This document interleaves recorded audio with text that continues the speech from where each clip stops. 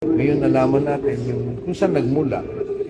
Hindi mo naman po na dineklara ko OFW ko. Alisin na natin yung notion na ikaw ay sinisingle out. Dahil dito pala, walang information dito kung kanino yan. Yes, sir. Yun, napakaganda punto nun. Ano ba yung common na madalas hindi na naiintindihan na hindi mo basta-basta pwedeng ipasok na hindi mo dinideclare? Yung mga kagaya po pinaka-common.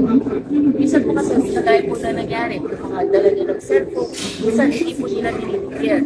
Pag hindi nila dinideclare, meron po tayo mga x-ray machine sa baba. Nakikita po nila. Pero kung dineklara niyang OFW siya, walang problema, no? Walang pong problema at kasi wala po kaming way din to, hindi po namin malalaman kung ano po yung category. Hindi siya OFW. Kasi andito po yun sa pinakaharap pa lang at saka malaki po, type of traveler. Ito po yung meron po talaga tayong box na OFW po.